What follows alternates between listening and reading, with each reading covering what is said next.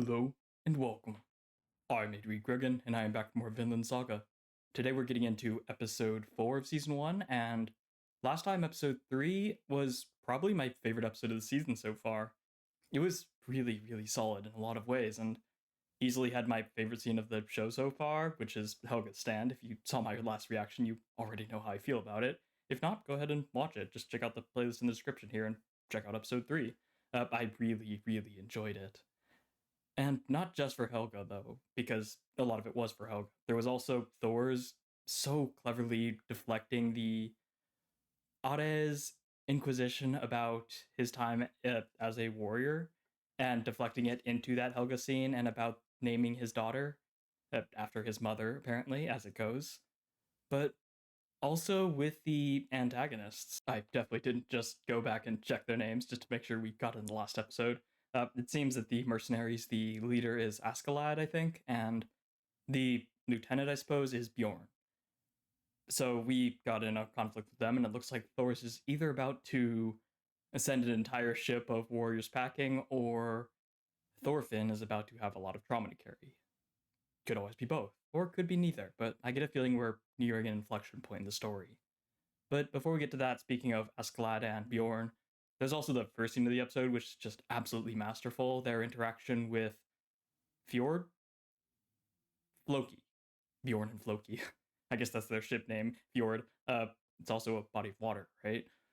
Floki. Floki interacting with Askeladd. Askeladd, and he shall answer. Floki and Askeladd interacting, and then Bjorn throwing the spear and killing the presumably the spy or potential assassin that Floki had laid out in advance. Just masterful plays, both with dialogue and with the actions, and with unspoken dialogue, right, between all the different characters.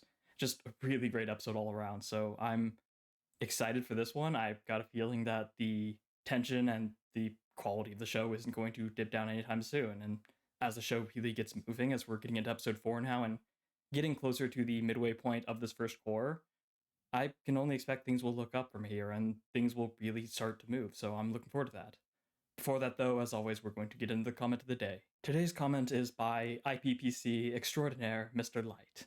And the main thing I want to talk about is the main thing he talked about, which is how, during this point during his watch, he mentioned that he had the distinct feeling of watching a classic samurai story, but with Vikings instead. A powerful warrior fleeing the horrors of war after meeting a woman and having his first child, being called back to his previous life and inadvertently bringing the child with him. The child respects his father, but without the context of the life lessons he learned in his past, he's going to have to learn the same lessons from their own hardships. As I've mentioned in the last prep, right? You need to learn these things yourself, otherwise they're not really going to internalize most of the time. Now, it's hardly a groundbreaking storytelling, as he notes, but it's not a bad start either. What really matters is, as Mr. Light says, how it manages to develop from this, or how I like to say, it's about the execution, right, not the ideas. All this to say, the structure of the story has been very standard so far, but its execution, there you go, is well done, so there's really nothing to complain about. The emotional bits are still moving, and even though the characters tend to lean a bit too close to their respective archetypes to my taste, there's still chemistry where it counts. Scene with Helga being a good example of a bland setup being very well executed. And I really like this. It's brief, especially on Mr. Light standards, but it's very potent and speaks to something that I've been really thinking about since I started watching MHA when it first started airing, back in like 2016, I believe. And that's that a story doesn't really need to be groundbreaking to become a classic. In fact, when you look through history and look at the stories that have been passed down, and the most famous ones, the ones that resonated most with people throughout centuries and even millennia, and then you look at the modern day and look at stories that have once again ingrained themselves in culture, you notice something interesting. And that's that people really like novelty, but they resonate with familiarity, don't they?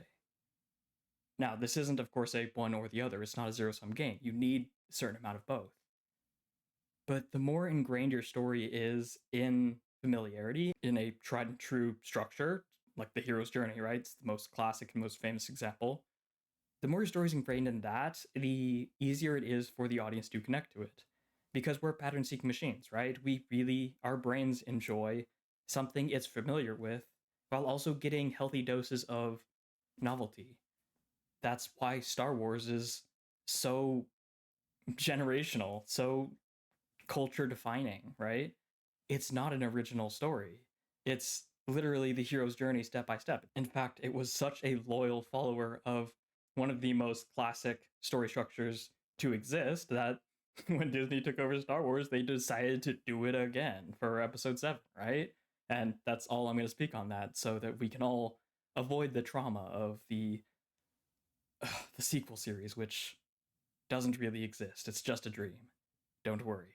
We're all okay. I think the popularity and the success of Star Wars Episode 4 A New Hope really does speak to this point better than pretty much any other example I could provide, though I could provide so many more. It brings out this idea that we want something familiar, right? The story structure of the hero's journey. Yet we want new things. We want these space battles that we hadn't really seen before this. We want these larger than life characters. We want Chewbacca.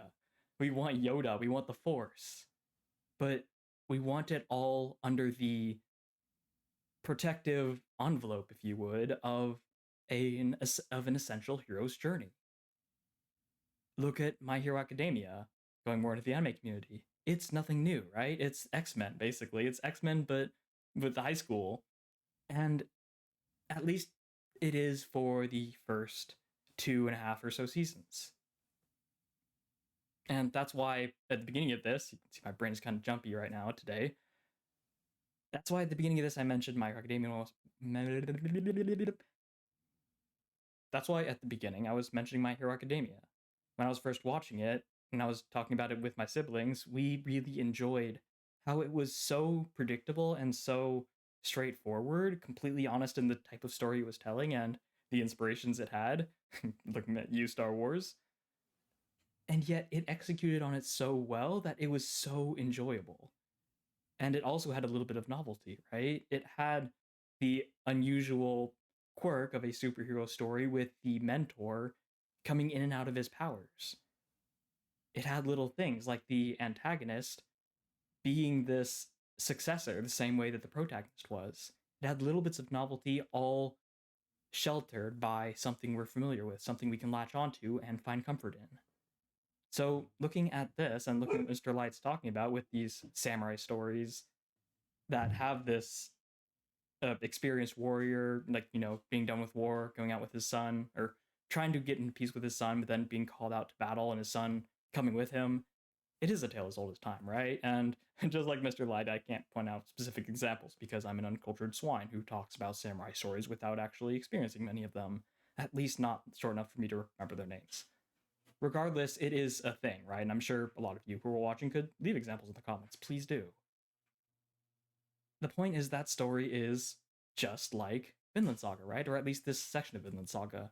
That story that I just told you about samurais, I could replace samurai with Viking, or I could just replace it with Thors. And I just described the first several episodes, the first arc, if you would, of Vinland Saga. And that's not bad. That's not a demerit. Because stories aren't really new, right? And they shouldn't be. Stories and art in general should be these new renditions, these new takes on classic ideas, but with little twists and little bits that show your inspiration, that show your personality as a storyteller. All sheltered within what has come before, because what has come before shows us what was successful. It shows us what has worked, what has resonated with people, what people are familiar and comfortable with, and what they will latch onto before they can trust you to throw all the new things at them. As another example, check out JJK, Jujutsu Kaisen. And I'm not going to leave any spoilers here, or at least any big ones, but hey, look at the story, right? You've got a somewhat isolated and charming high school male shonen protagonist who gets a power, this cursed power that is living inside of him and is probably the main antagonist of the story, or at least the final boss, the boogeyman, if you would, and has to control this dark power, right? And releases it when he gets in a bad situation and can't really help but release it, right? It's this uncontrolled power inside. You've heard it a million times. we've got this lighthearted, super charming, kind of opposite of Ben Kenobi, right? Whereas it's like this senpai slash sensei in Gojo, who's you see it all the time. All Might is a little bit different in that he is also fairly disillusioned and is kind of this old man, whereas Gojo's just completely flighty and does his own thing, right? But it's something we're familiar with, especially in the anime community. A lot of these things are familiar, and that's what we latch onto before getting just absorbed and obsessed with the things that go differently. With, say, Mahito, with the Shibuya incident, things that go very against what we're comfortable with. Once they've drawn us in and gotten us invested with the familiar. Even Frieren, which has one of the most unique and groundbreaking stories I've seen recently, grounds itself in the familiar, right? It grounds itself in a familiar fantasy world, in the story to defeat the Demon Lord, which is a very anime and Japanese story, especially modern Japanese. But even in America, right, we have the hero's journey is based on going to defeat this evil overlord and freeing the world, right? That is our familiar latch. And then it extends from that into its groundbreaking story. So, all that to say that I agree with Mr. Light. The story of Vinland Saga, at least its first arc, is nothing new. There are some things that are interesting, that are unusual, like everyone coming over to the older sister of our MC, who's still a kid, and trying to confess to her. That's really funny. It's not something I've never seen before, but it's still fairly novel and amusing. But mostly it's things that we've seen before and just executes on really well. It's drawing us in with the familiar. And I'm not going to predict what's going to happen in the future. That's not really my forte, but I wouldn't be surprised if with this next arc, and as we start really exploring Thorfinn's journey, if things get a little bit more novel and a little bit more unexpected. And if it doesn't do that, then that's also okay. There's plenty of novelty in the story that is so historically grounded in the Viking culture.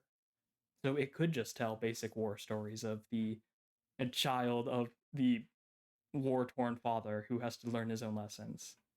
He could go through that tired story and do it really well.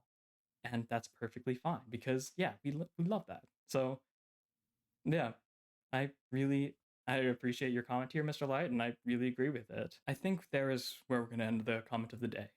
For once, it's not a comment section spotlight, though I absolutely could make it one because Sumknown has some really great comments here, especially here where he adds a lot of nuance to the patriarchal nature of 10th and 11th century, I suppose, Viking era Nordic cultures, which apparently they were surprisingly feminist and progressive in that regard. And also here where he just makes a bunch of comments throughout the video, basically inserting his own little thoughts and cultural insights. There's a lot of really good stuff here. So I could easily make it a comment section of the day. Just for the point of brevity, I'm going to move on from here. So please do read it on your own time. Give them likes while you're there. And if you want to be part of the next one, then go ahead and leave your own comment in this one. Whether it's about the video, something I said you agree or disagree with, if you just want to continue on this comment chain, this discussion, or if there's something a clarification of the episode that I have a misunderstanding, which I have them all the time. So I'd love to see you in the comments. I read every single one without exception. If I've hearted it, then I've read it.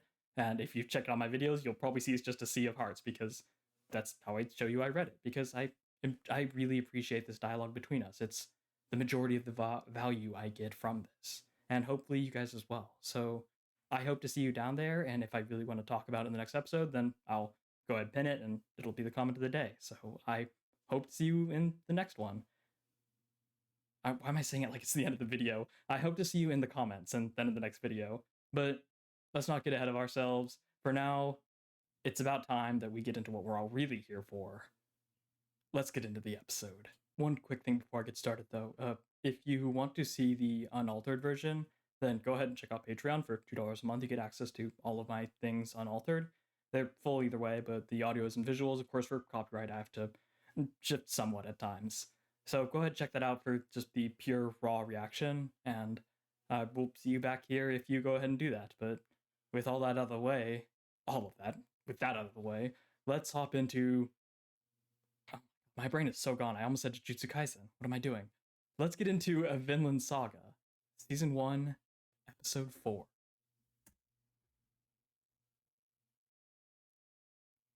We are still in... Ooh. Honto no Senshi. So Bjorn took... that was fun. Bjorn took a power-up mushroom, power-up shroom, if you would. Escalad's loving it. And it certainly seems that Thor's lives up to the hype. Just going full Achilles. Maybe not full Achilles. Achilles went against entire squadrons, but I'm sure Thor's good.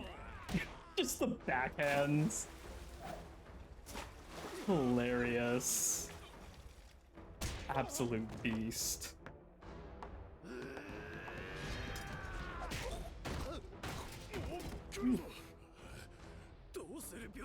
Bjorn, you had the mushroom. Get him. Oh, is it? It's kicking in now. Time to see Berserker Bjorn. Because it was from the Vikings and the Nordic.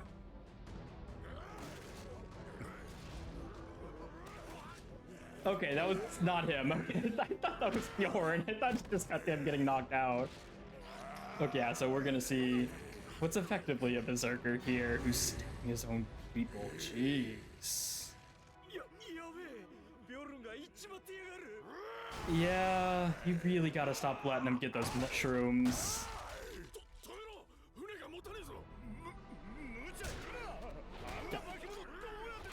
Maybe don't stop him. Maybe, yeah, everyone get out of here. Let the two beasts fight each other. I don't know why some people were actually trying to contain him. It is a Berserker mushroom. Yes, the term did originate from the Viking era.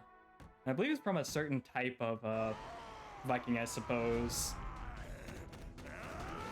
Like people who would go bare shirt, which is where a lot of people believe the word comes from. It's really interesting.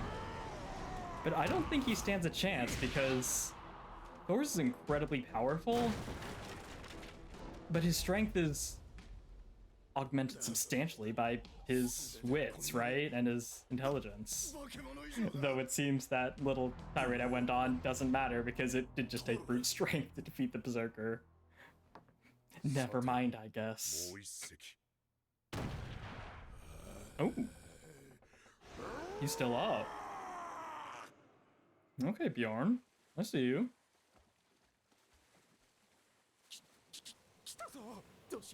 Yeah, while he's busy. That is a bit of a bad situation.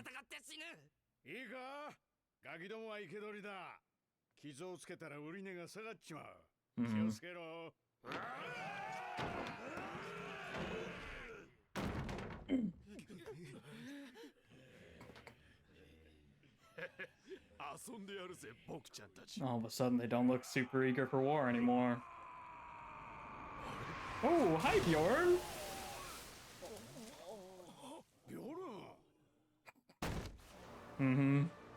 Thor's the protector. That was a fun little swish, the camera. And Thorfinn's hero is here. Good. Oh, the triumphant music.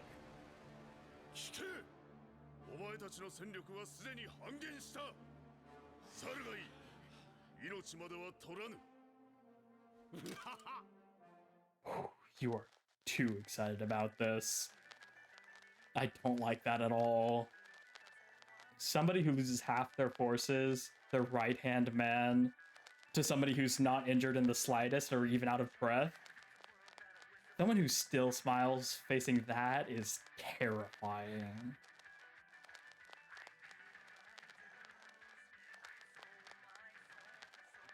I do want to say, as much as I like this opening as being a great tone setter,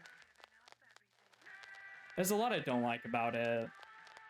I really don't like how much of what I presume is going to be modern Thorfinn for most of the story. I don't like how much of it is present here. And even if this is the last episode we have Thorfinn as a kid, even if that were the case, which obviously I don't know if it's gonna be the case or not, but even if it were, we go like 4 whole episodes of him being a kid, and all the while we're watching him being an adult, so we know we're watching this past thing. And sure, that's not like a major spoiler, perhaps, but it's a shame that it doesn't really lean into this moment, right? It's almost telling us that we have to get through this to get to the rest of the stuff. I feel like there's a... Oh, was Berserker Bjord in the opening core? I'm sure he was. I probably just didn't notice, but... I don't know. I feel like that there's more they could have done. But I'll talk about more of that in a minute. Well, in a minute. I'll talk a lot about that at the end of the episode in the discussion. Kaizoku. They do still have a lot of archers, but...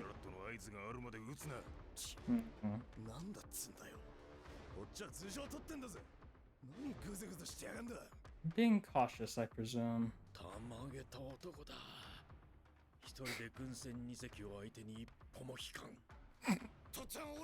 Is this news to you? I guess it has been a decade. Ooh, we got some electronic music in the background. That was unexpected. We just get in the way, yeah.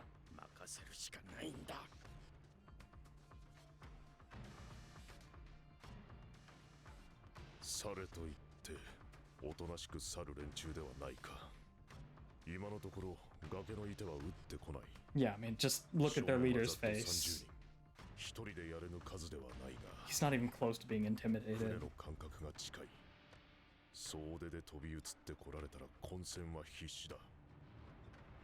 And your kids here, yeah. So many people to protect.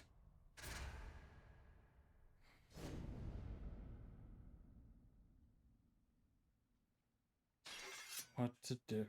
Is he just gonna... Is he gonna try to open the dialogue? The name of Ude. A duel. What does that mean in this context?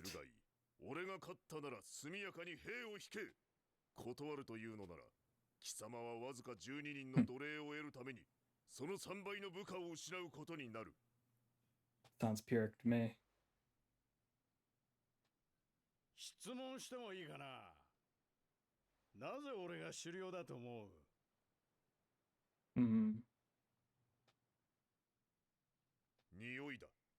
Nioi.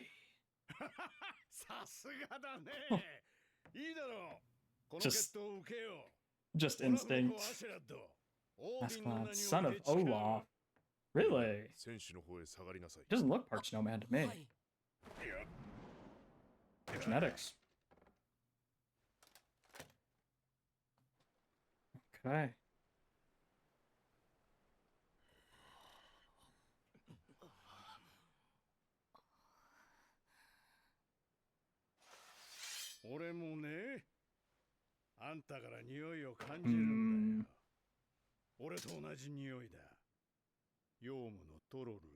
I appreciate how he's not smiling right now.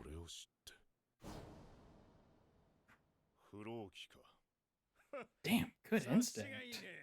I mean, there's a million other reasons why he could know who you are, but...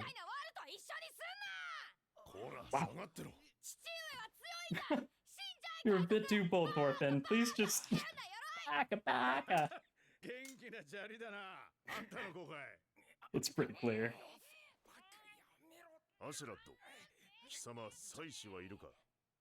I would assume not. Yeah. I wonder if it's by choice or not.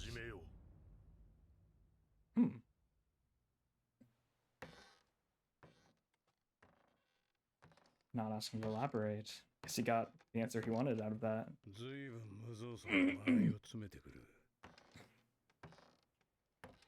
Trying to put you on edge, I assume.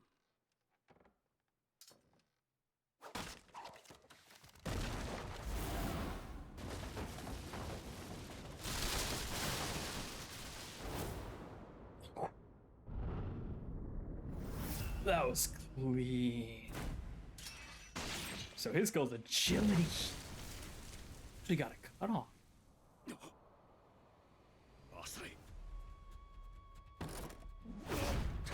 That could have been that was straight for the heart.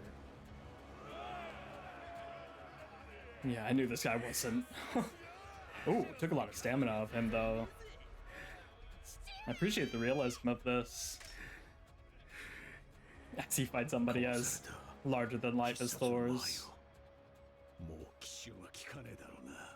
Yeah, you're gonna need to be really tricky here.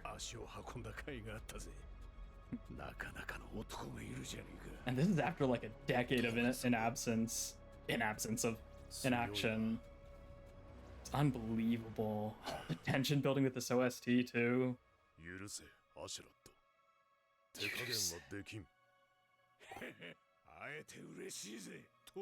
can see the fear mixed with the excitement on his face.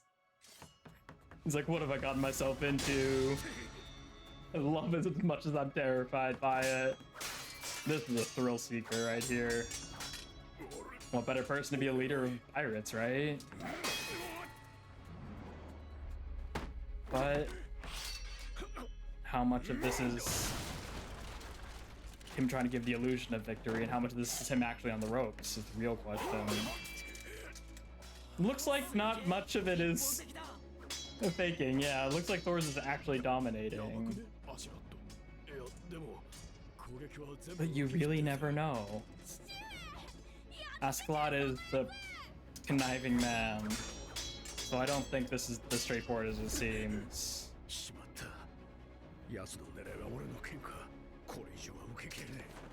And there it is, what I was saying at the start of the episode. Not just strength, right?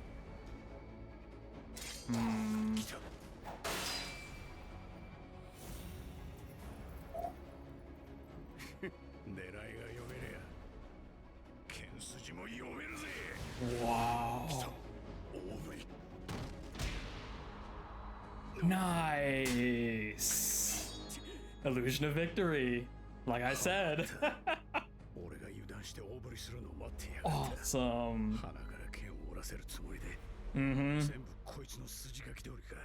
5D chess, as the kids say. Well played on both ends. Really well played. I mean, I know this conflict isn't over yet. Sure, it's not, but really well played.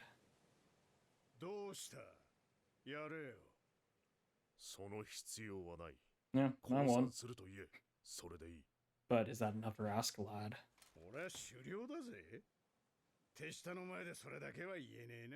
Have them turn around. Cover their ears.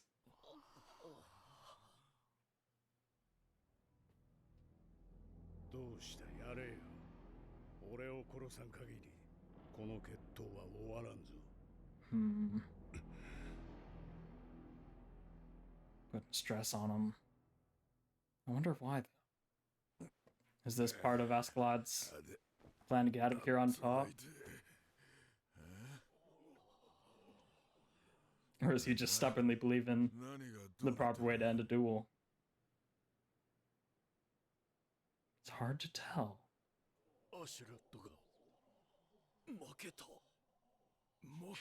Yeah, probably the first time they've seen that. I don't like how Thor's is sweating, though.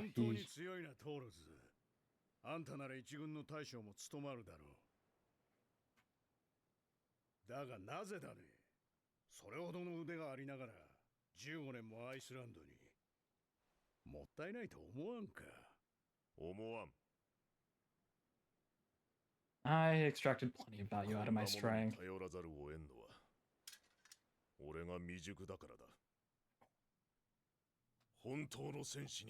Doesn't need to use violence. Yeah. Wow. That is beautiful. Oh, Thor's is such a real one. He really is.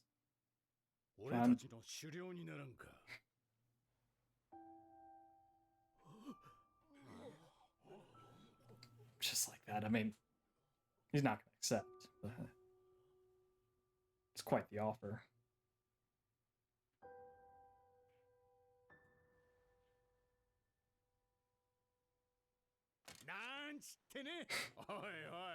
Sure. walking back a bit.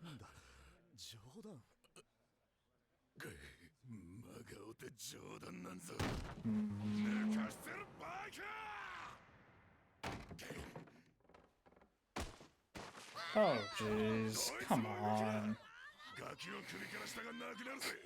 Come on, Bjorn.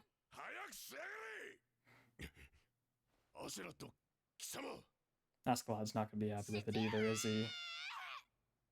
Doesn't strike me as the type.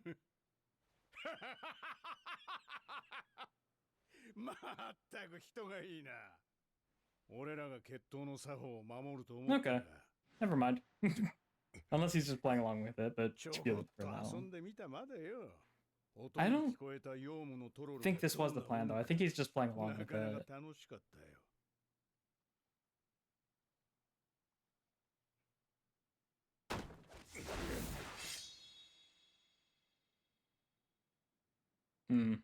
Now we both have hostages.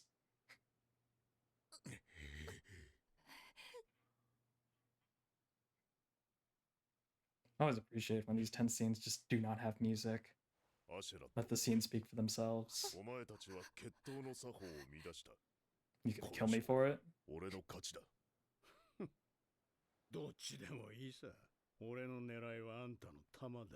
Yeah, he's a pirate, man. Come on.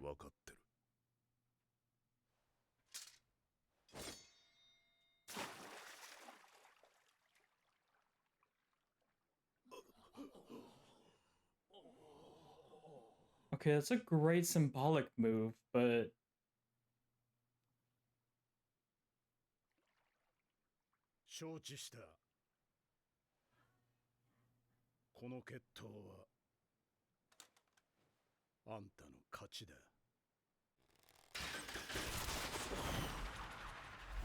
That was the signal.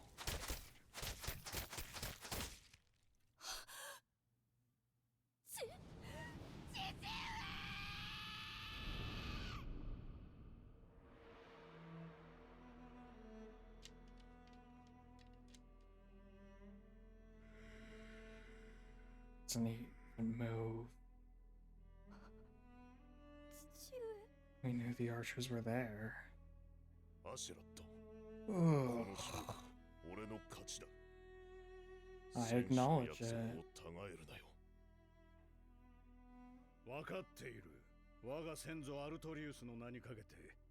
Artorius?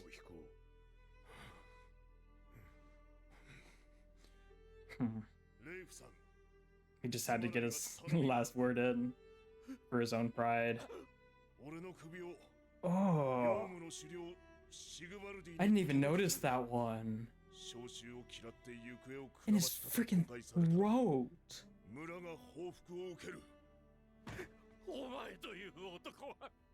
How is he speaking with that? I mean, it's such a thick neck, it misses windpipe. It's...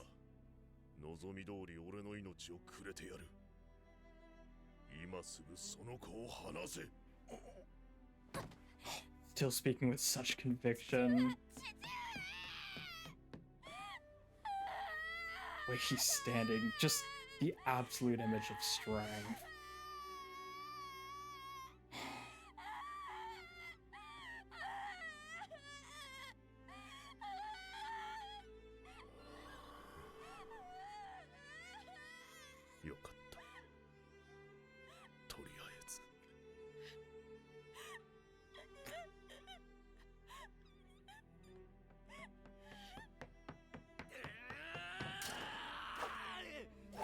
I mean, I appreciate it, but come on, man.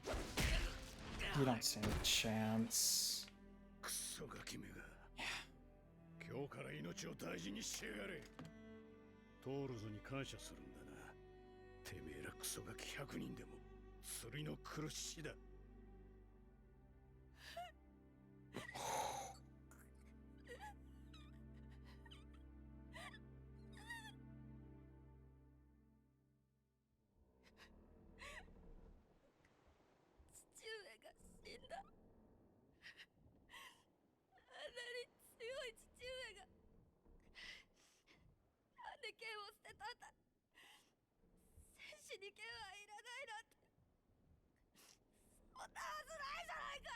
You'll understand one day.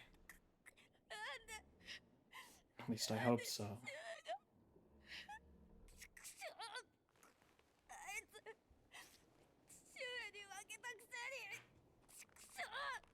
It's a brutal world out there. Complicated world out there.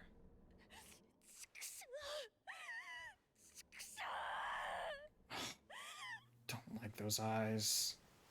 I don't like how that's the eyes we see of the older Thorfinn.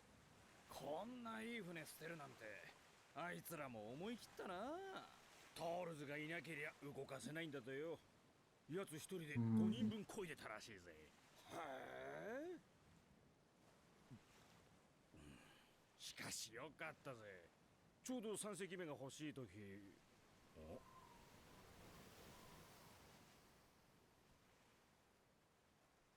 負傷は28名が、死者はいない？一人もがバカな。Yeah. Giving you a lot to think about, huh? だよ。せえな、まったく。Something tells me Thorfinn's not going to be quite as merciful, though. Oh, I don't like that face.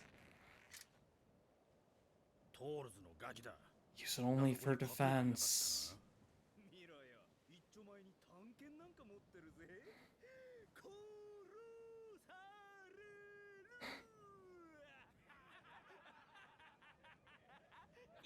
I hate this. I really hate this.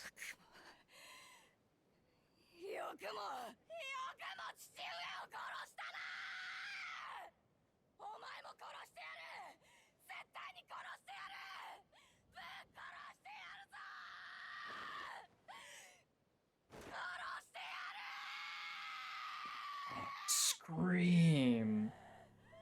Mature. Yeah. どうするアシュラッド。海に捨てるか？ほっとけ。どうせすぐ死ぬ。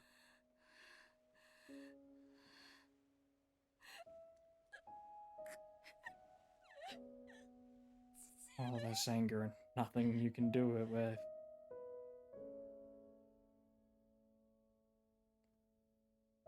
Oftentimes that's just how it is, right? Don't tell me that's Fiend.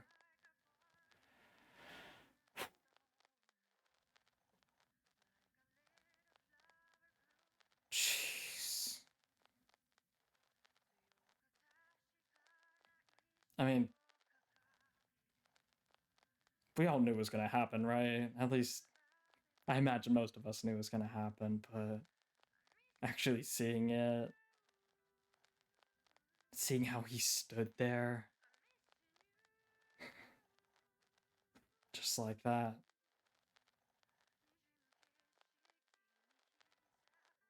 Just brutal.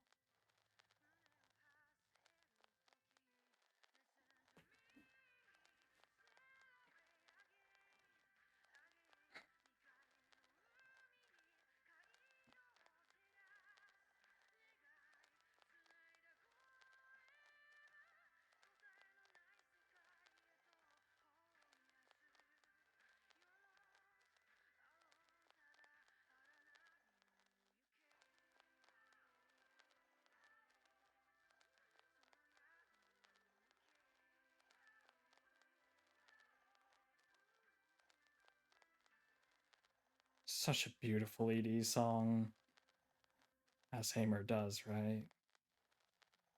That episode was hard to watch. In other news, the sky is blue with specks of white, but I mean, yeah, we knew it was coming, right? Like, perhaps that's the one thing that is a somewhat meaningful semi-spoiler in the opening. It's very clear that older Thorfinn is on a mission of revenge, and he's got a lot of hate in his eyes, and it's incongruent with the Thorfinn we see, right? And actually, I'm gonna go ahead and get to there real quick. I'll get to this part before the opening in a little bit, but I want to talk about the opening while we're here.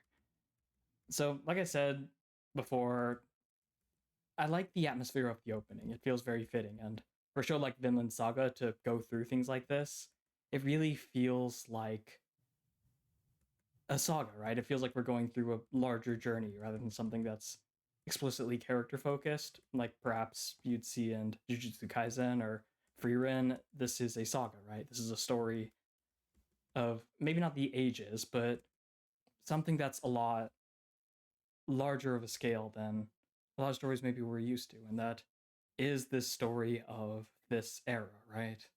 Maybe not like from a historical larger perspective, it's clearly from his perspective, but it's telling this tale, and it's telling this grander historical tale. So the opening kind of matches that, and that's cool. What I don't particularly like is, well, it's several things, but regarding what I was talking about a second ago, I don't like how we were effectively told that Thors would die. And that would probably be the inflection point between the past and the what I presume is the present of the story. I don't like how we are presented that with very little nuance. There's not really room to think anything else. With eyes like this, throughout the opening and also in the ending is a lot more subtle with it. I like how Thor's just kind of dissolves into the, it fades into the white. That gives you a bad feeling. But this opening basically tells you flat out right that this man is on a mission. He's out for vengeance, and why else would he be, given how he is as a child, if not for something bad happening, right? Because take a look at AOT, right? Attack on Titan with Eren. No spoilers for the future of it. And if you don't know spoilers, you should definitely watch it, by the way.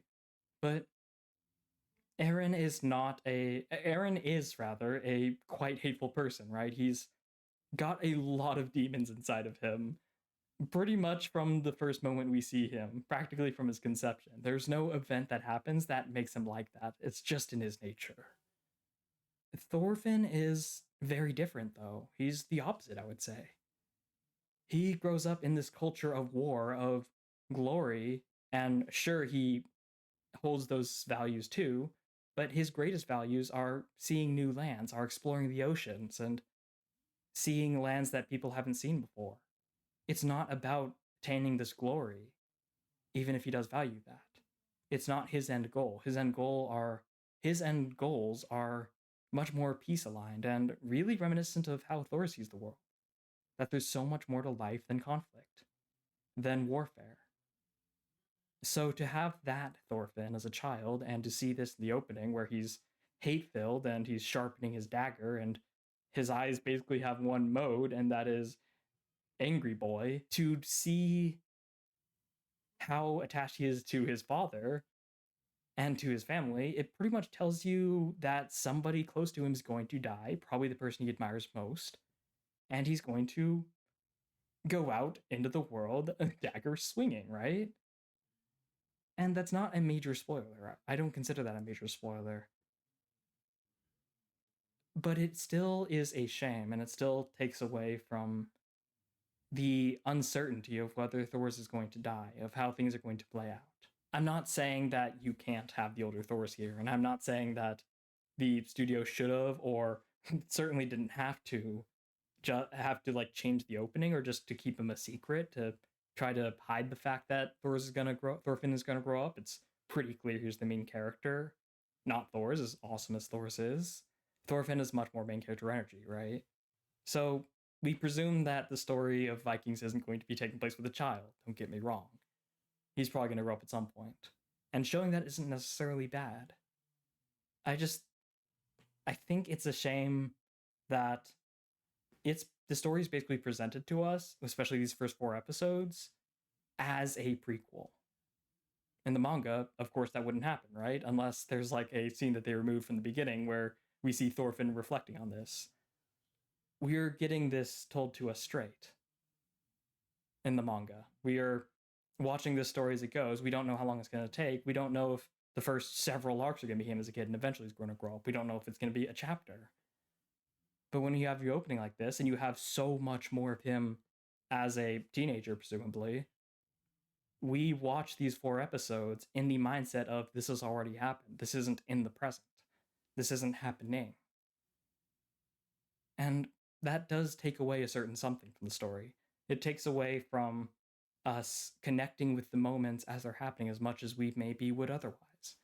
If I didn't know that this was going to be a very small, like, backstory basically of Thorfinn, if I were just watching this play out as something like maybe Mushoku Tensei, though I haven't really seen it, I know that the bits of uh, the main character, I forgot his name starts with an R, the main character's life, like, they are full arcs, right? They're not just, this is the backstory as a kid, then now the present when he's a teenager. You really get to go through his life in another world and be present for it.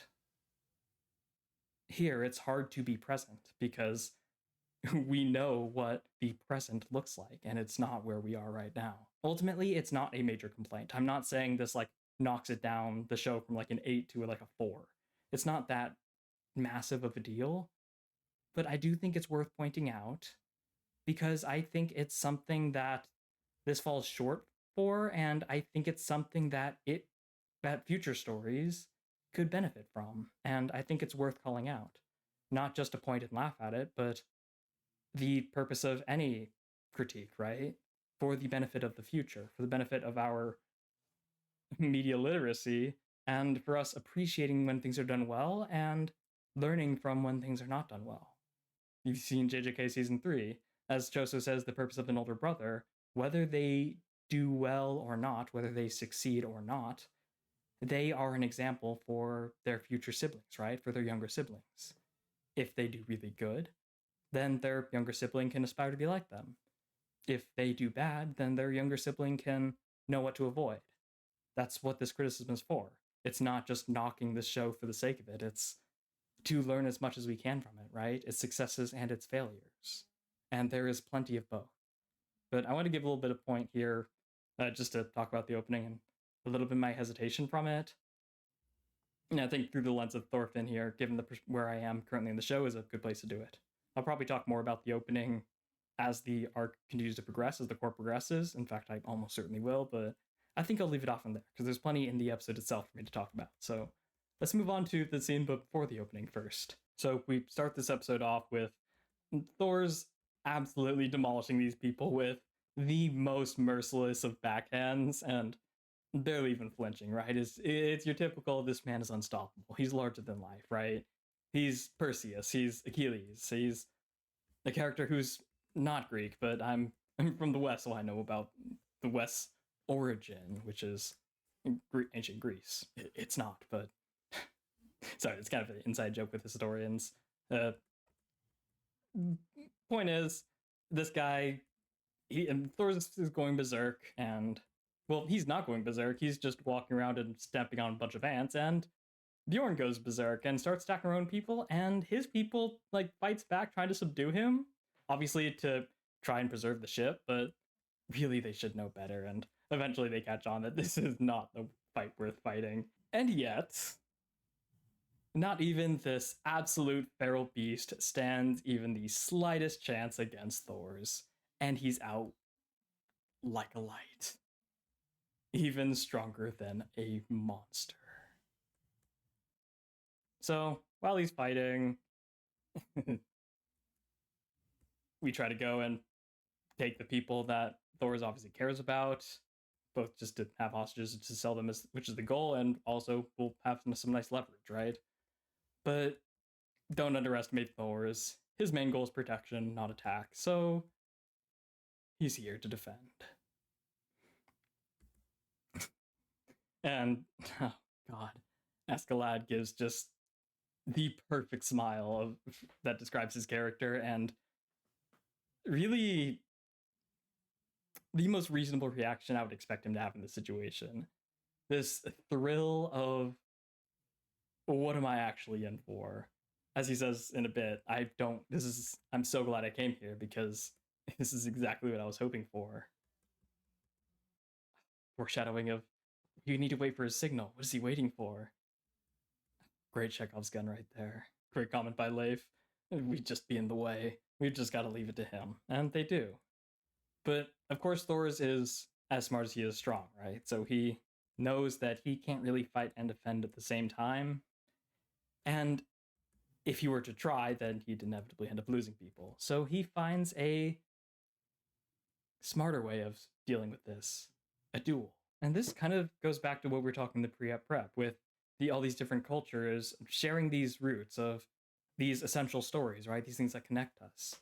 And it's something that I actually forgot to mention a little bit more in the pre-ep prep, but the idea that you have these samurai stories and you have these Viking stories, and they're very similar in a lot of ways, not necessarily because they're taking inspiration from each other, but because for as different as our cultures are, and as much as we should celebrate that, we should also cherish the similarities and the things that connect us, right? Our shared values.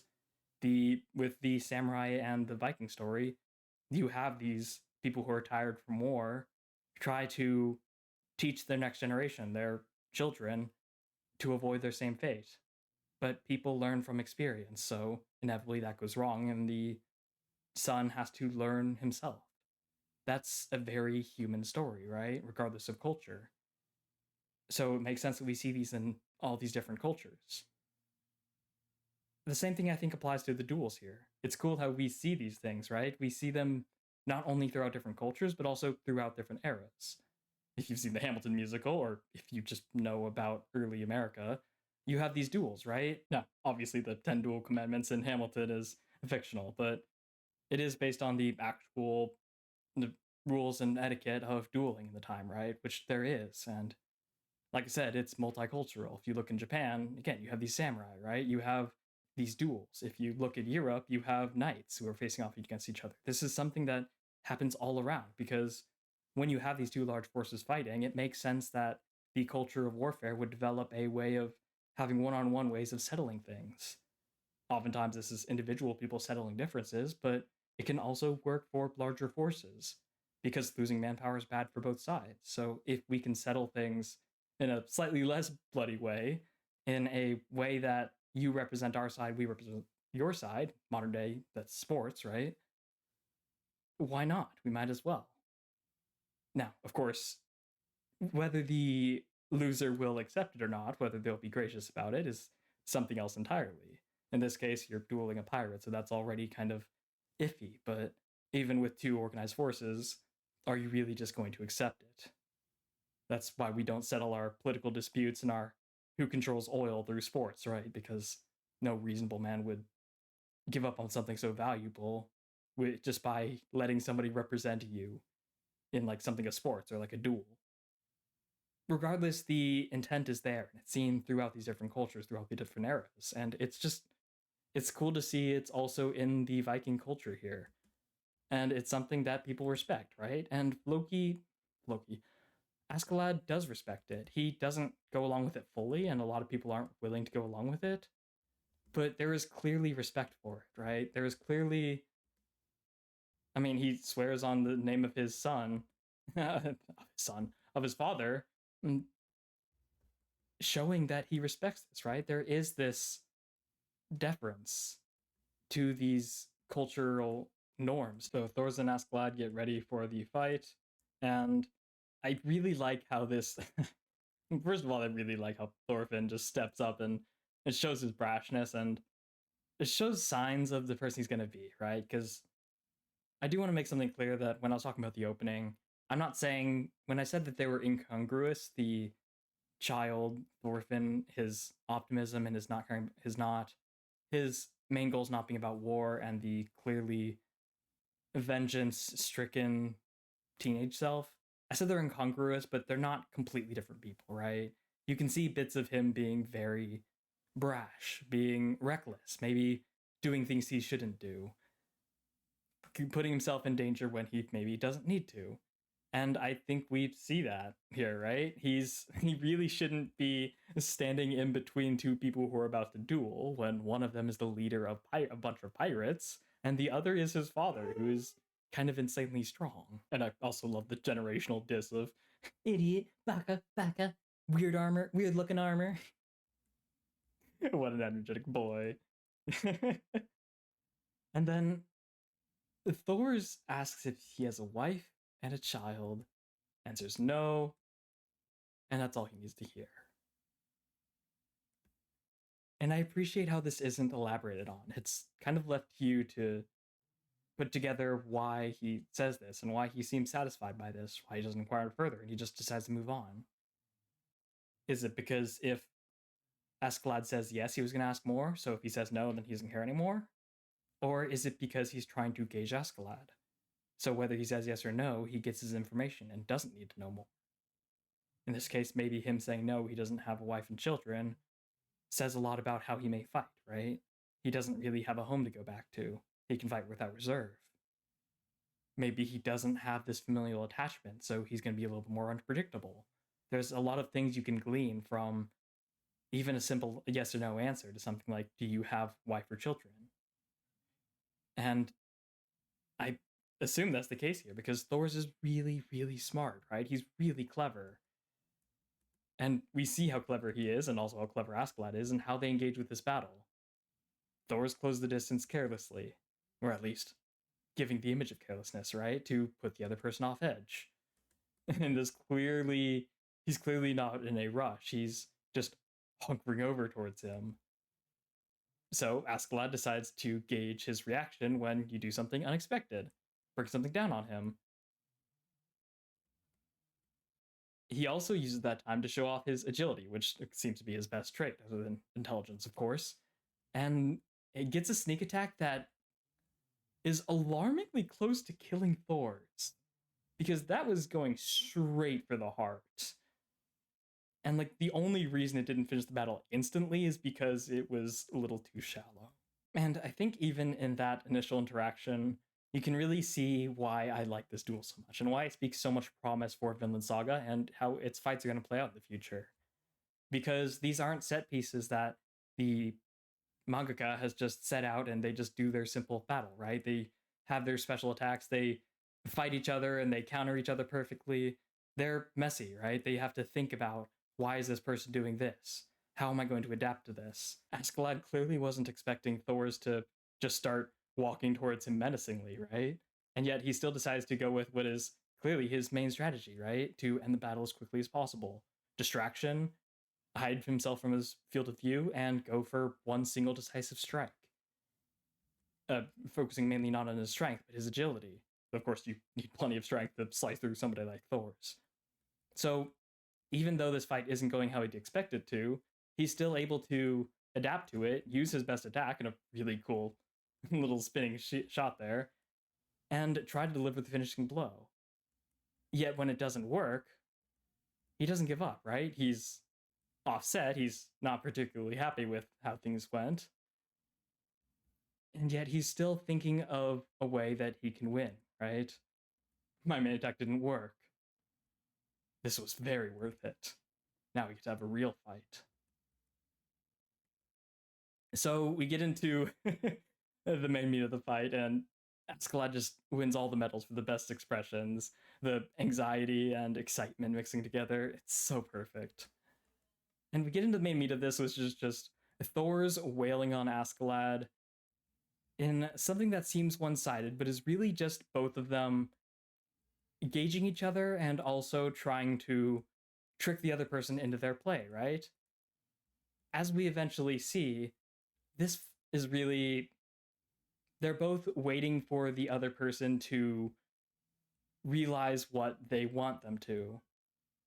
Right now, Askeladd is trying to figure out an opening, find a way to break through this onslaught. And Thors, as we learn, is waiting for Askeladd to realize that his sword is getting dented. Thors is targeting his sword, denting his, but metal on metal, they're both pretty much the same material, presumably the same, so they're both going to get chipped, right? So Thors is waiting for Askeladd to realize that, so that when Thors goes for a finishing blow, Askeladd breaks his sword, gets confident enough to strike, which allows Thors to counter. Freaking 60 chess right there. Askeladd is waiting for his opportunity and trying to figure out a way to break through this onslaught, realizing that their swords are weakened. Despite being under the onslaught of this guy, right? Like, the way I'm describing both of their strategies, it sounds like Thors was thinking far more steps ahead, and he was just, this was a clearly decided fight. And in a way it is, that's why Thors wins, right? But at the same time, we shouldn't take that to underestimate how impressive Askeladd here is. Thor's is a hulk of a man. The fact that Askeladd pulled out his sneak attack and tried to finish things in one blow and a sucker punch, sucker swing, I guess, that failed, and then he was just under intense pressure, didn't have a second to not only not to counterattack, but to even really catch his breath. Thor's did not give him a moment. So the fact that Askeladd was able to catch on to the chipped blades and devise a strategy from that to realize that his blade is chipped so that Thor's blade is chipped, which means I can break it if I go on the offense, predicting the arc of his swing to presumably strike at the weakest part of it, right? The flat of the blade. I can break it. It's a great strategy. So Thor's is, you could argue, more impressive because he won and he thought further ahead. That's what decided this battle, right? But Thor's also wasn't under the intense pressure of being the victim of an onslaught by Thor's.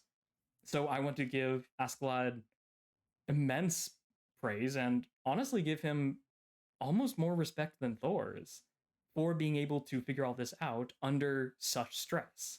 That's just really impressive. Though, of course, Thor's, to make it fair, I've got to give Thor's respect too for having enough respect for his enemy for his plan to bank on Askeladd realizing all of that. So not only does that show how smart Thor's is, but it shows how much respect he has for his enemy, how much he respects his enemy's intelligence. Because if he didn't think that Askeladd was clever enough to come up with that idea so that Thor's can take advantage of it, he would have had to find a different strategy, right? Which is probably just to wail on him with an onslaught until he wins. And it's possible that was his strategy. It's possible that he was thinking, if I can just onslaught till I win, that's good. If he figures out that I'm wearing out my own blade, I'm going to do this. Ultimately, that's the best way to do it, right? It's not, I'm going to do this or this. It's, I'm going to plan for both outcomes, and whichever one ends up happening is the one I will play along with. That's how technical analysis in the stock market works, right? When you're trading, whether you're day trading or whether you're swing trading, you plan ahead for potential pathing that the market will go or the stock will go. And when it starts reacting in a way that you're familiar with that follows one of your pathing, you decide to go along with that and you take trades based off of the pathing you predicted because you're watching it play out that way. It's not about seeing where the end, it's not about trying to assume you know where things are going to go in the future because we're not prophets. It's about imagining the different possible paths it could take and then going all in when you see one of those paths playing out. That's how traders succeed, and that's how warriors and strategists succeed. That's what Thor's did here, and that's how he won. Unbelievable. Absolutely. I can't believe I fell for it. I can, because it's unreasonable that not only anyone would think of that, but that Thor, is this absolute hulk of a man, would be so clever and have so many contingencies. It's just awesome. Fleeta's respect of Askeladd not being willing to say this will surrender. And the question of how much of this was planned, right? Whether Askeladd was either calling Thor's bluff that he wouldn't kill him, or actually in so much respect for the duel that he wants Thor's to go through with it. Or that he was just stalling for time for his berserker, his right-hand man Bjorn, to get back up and take a hostage. There's no way to know for sure, but given how adaptable he is, it really could be either. So then Askeladd asks Thor's why he retreated if he's such a good warrior, why he retired.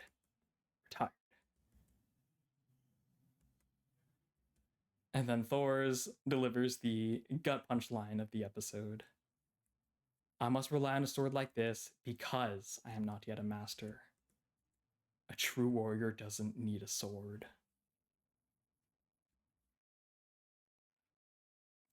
And it's in there that we get the name of the episode, right? A True Warrior.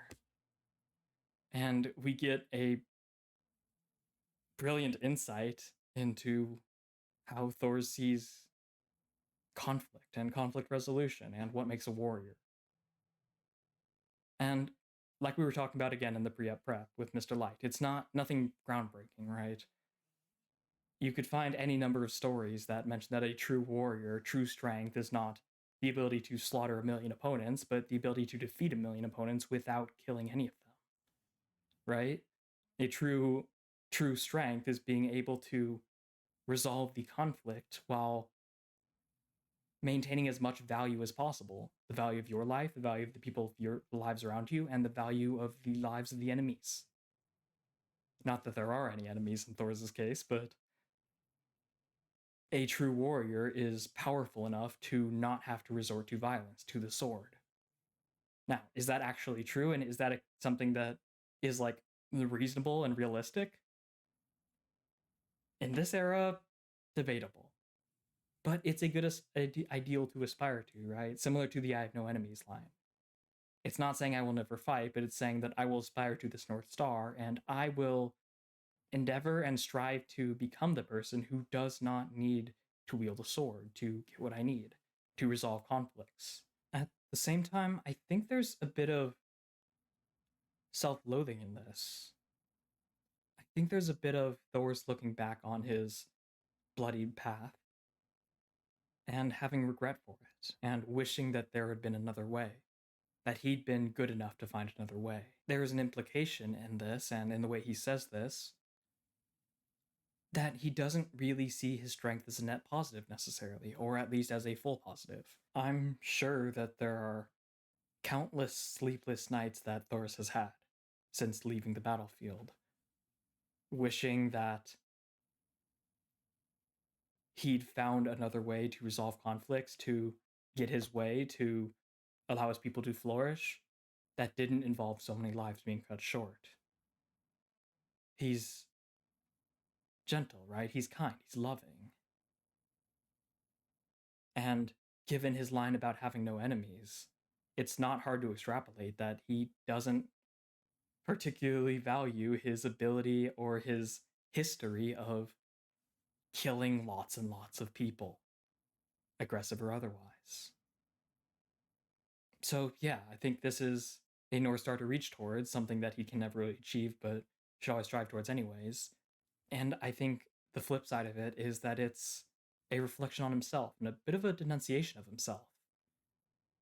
I think he's denouncing Thor's the troll, while also using it as the tool that it is, because he recognizes that in reality, he is not that ideal, right?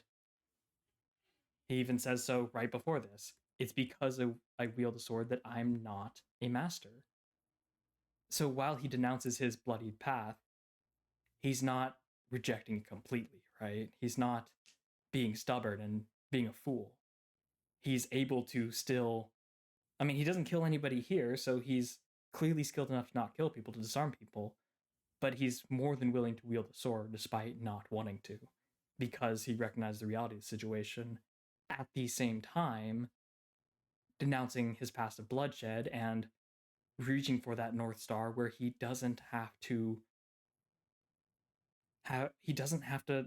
place any more bloody footprints, right? That Thorfinn will eventually inevitably follow in. It's something that I've been mentioning quite a bit recently in my videos, just because of thoughts in my head a lot.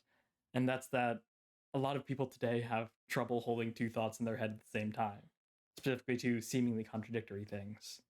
In this case, it's the denunciation of your bloody past and a willingness to continue that into the present because you know you are not strong enough to fill the ideal that would avoid that blood, right? I hate how bloody of my past it was, but I'm not going to be a stupid shonen protagonist and never kill somebody ever again because of it. It's still a useful tool, a tool that I must use because I'm only human. Because I'm not perfect, I have to keep using this thing as I denounce it, holding two thoughts at the same time that seem to be contradictory, but really aren't. It's a recognition of humanity while striving to be more. Thor's really is such an incredible person, right? Such an incredible character. Once again, as we said with Mr. Light, nothing groundbreaking, but executed so well that you can't help but be fully gripped with it. And obviously Thorfinn is as well, right? And this is really heartbreaking how we get a moment after he says something so inspiring and so anti-war, if you would, that we get Thorfinn reacting to this. And there are two thoughts that come to mind when I see this. One, there's a bit of betrayal here. Not betrayal that Thorfinn's feeling, but a bit of meta betrayal. This scene makes you think that if only Thor's lived beyond this day, if Thorfinn were actually able to grow up beside his father for the next 10 years or however long before the present happens. Present. Again, I'm just postulating a lot of this. But if only Thor's had survived here and was able to watch Thorfinn grow up fully, there's a big chance that Thorfinn would not have had to learn the same lessons of denouncing war that his father learned and that he's probably going to learn throughout the course of this series.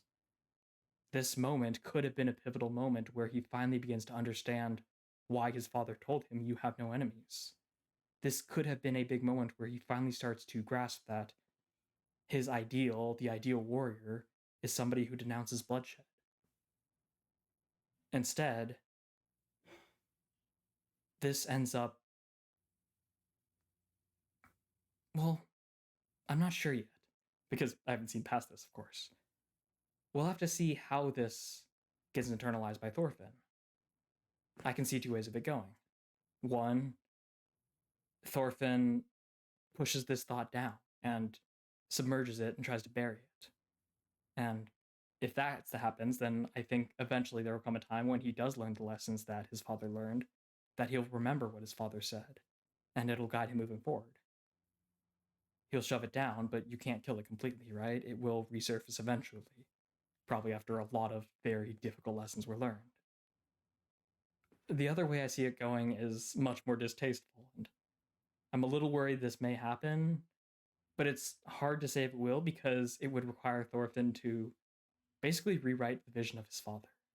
If Thorfinn ends up fully going Viking mode and fully believing in war, vengeance, and all this stuff, all this propaganda, then it's not impossible for this line and for the "You have no enemies" line to be connected in his mind, to be associated with what's about to happen, with Thor's dying. It's not impossible that after this, Thorfinn thinks, oh, it's because my father, who was this great warrior, was filled with thoughts like, you should have no enemies and a true warrior doesn't need a sword. It's because of those thoughts that he died. And I really hope it doesn't go this way because that'll make his journey of eventually learning the lessons his father learned much longer and much thornier if he associates those morals with Thor's dying. Very possible. I kind of hope not. I'm not going to think too much about what might happen and try to predict it because I say this a million times. I'm mainly about analysis, right? Not about trying to predict the future. So let's keep up with the analysis. Askeladd tries to invites Thors to join his team, and based on his reaction, it very much seems to be a genuine request. Why don't you join us? Why don't you become our leader? Because you're incredibly respectable, you're incredibly powerful, and I think Askeladd, a part of him sees a strength in Thor's that is truly generational, that could potentially even change the world and the culture they're in. If somebody who is unbeatable and overwhelmingly powerful and represents that to the world, to their world, chooses peace instead, that could spread like wildfire. So it's not nonsensical that he would want Thor's to be his leader and to potentially watch this changing world, this changing of status quo happen, right? And from his dejected look before he decides to play it off as a joke, it seems genuine. And it seems like he's, just like in the fight, playing things as they go and adapting, right? What, he was joking? Yes, but also no. And then we get Bjorn taking a stand. And the way that Askeladd first looks away, again, seemingly disappointed. Or deep in thought, like frustrated, trying to figure out how to move forward from here. Again, saving face while also getting what he wants, and also holding true to his values, right? Trying to hold all three of those thoughts in at the same time. Modern world people struggle with two. Askeladd's over here trying to balance three. He's full on juggling. The fact that he doesn't react to Askeladd, you bastard. And he takes a moment before he starts laughing. Come on, you completely fell for it. Don't get me wrong, I could be wrong. This could have actually been all of his plan. But his reactions and his facial expressions seem to imply to me that he's really just playing things along as they go. Bjorn decided to act on his own and do this thing, and Askeladd decided, okay, the best route for at this point forward is to play along and pretend this is how things go, right? I don't think he's lying that he said he wanted to find out how strong he was. But I think he's just a master of taking the situation as it is and running with it, right? So Thor's, again, maintains his cool and tries to get him to back down, but eventually goes with the rather reckless but desperate attempt to de-escalate the situation by disarming himself. And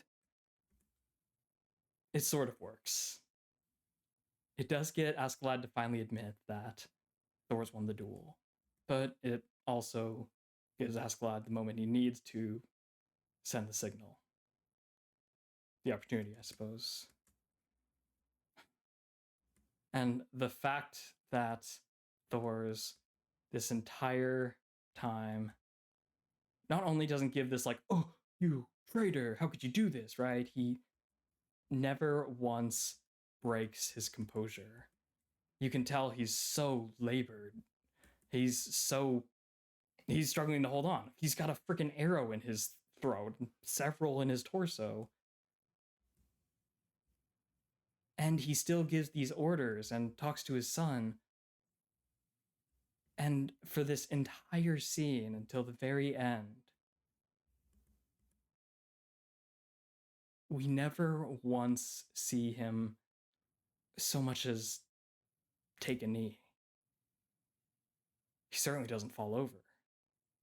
Hell, knowing Thor's, I wouldn't be surprised if this is the moment he died. He died standing up.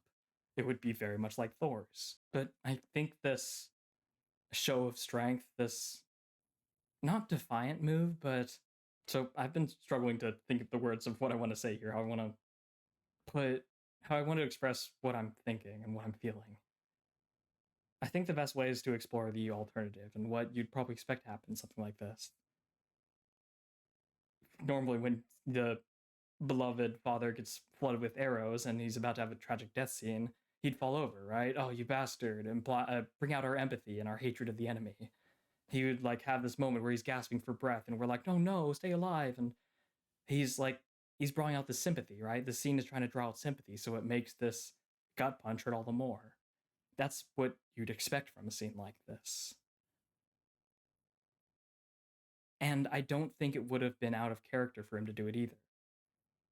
I don't think anything's really out of character when you get stabbed with like 1, 2, 3, 4, 5, 6, 7, 8, over 10 arrows. I don't think anything's out of character with how you die in that moment. Regardless, that doesn't mean that how he does die isn't the most in character thing he could possibly do.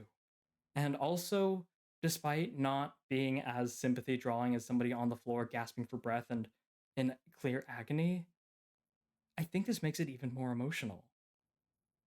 Because we're just standing here thinking, even in his dying breath, he's still standing.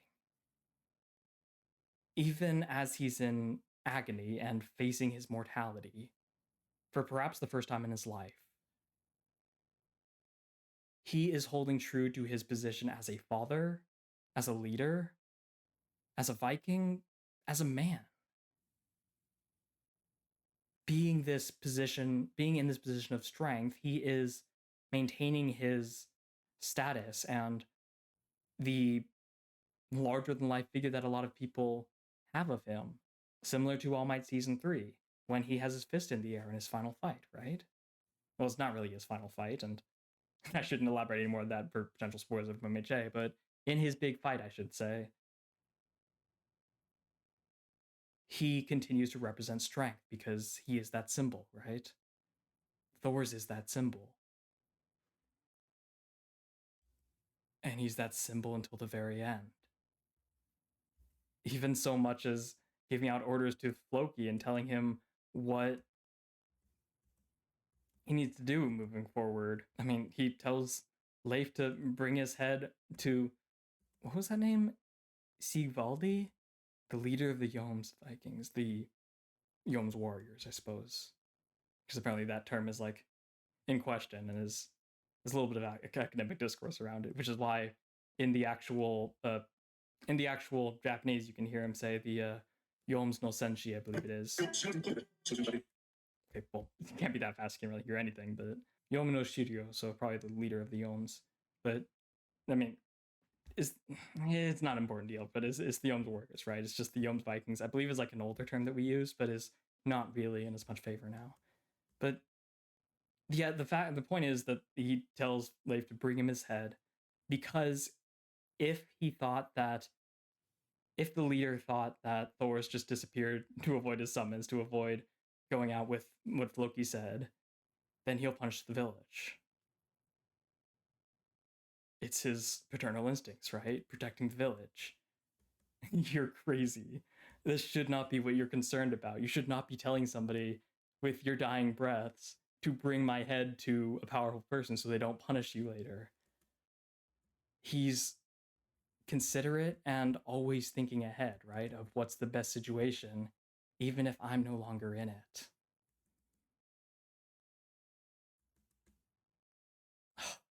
The fact that he either doesn't have any final words for his son or we just don't hear him say anything. I guess he's just glad that Thorfinn will be safe. Perhaps he's glad that Thorfinn is choosing to mourn his father rather than show hatred towards his enemies, though he certainly does that later. Thor's wouldn't really know, but again, there are lines you can take many different ways.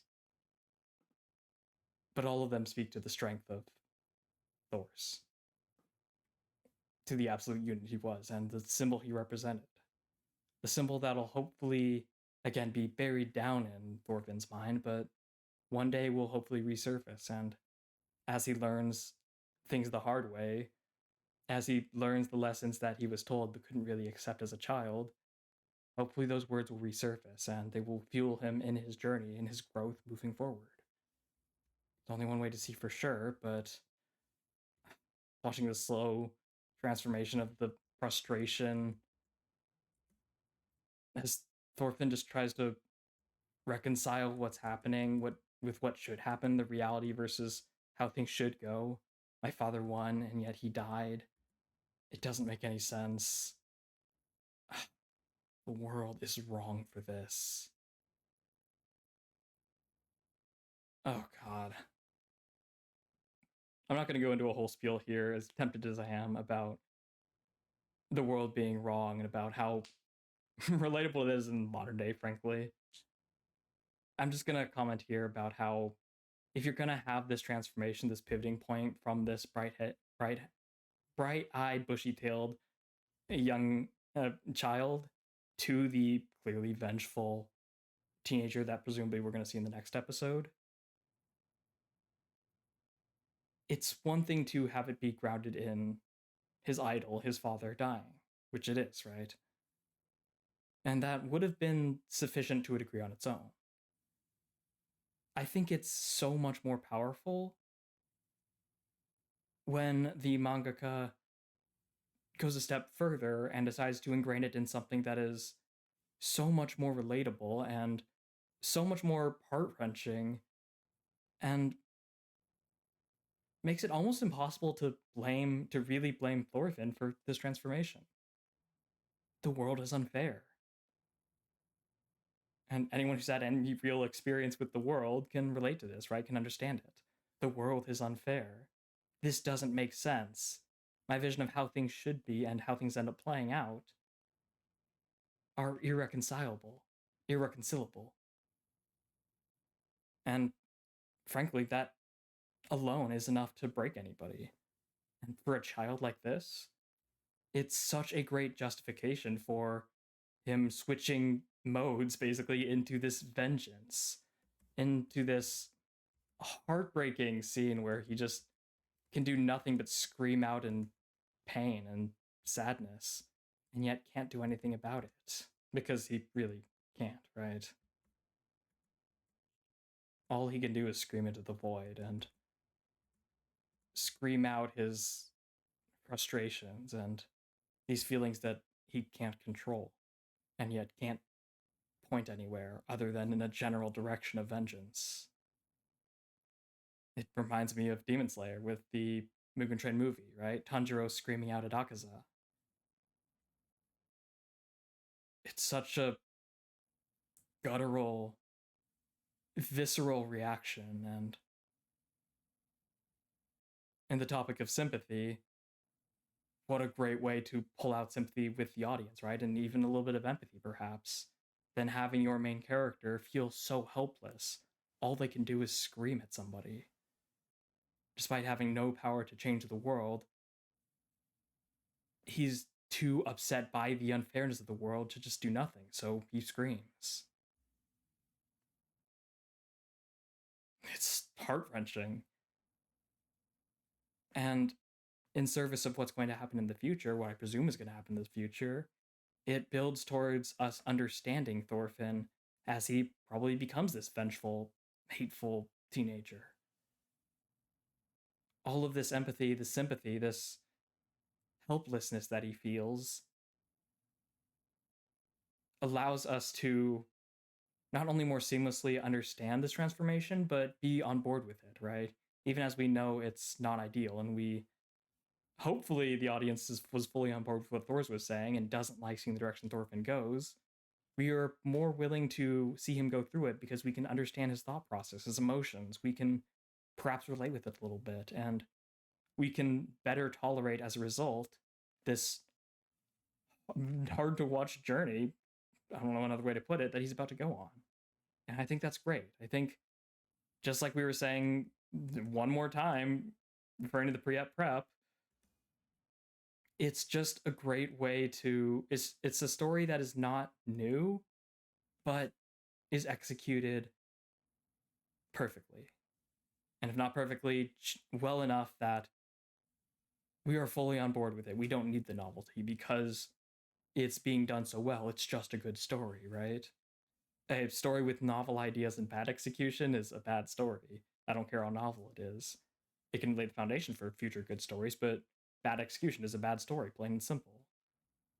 Meanwhile, a story with no novelty, but really good telling is, even if it may not be interesting or new or excite people, it's a good story, right? Fundamentally, it really is about the execution.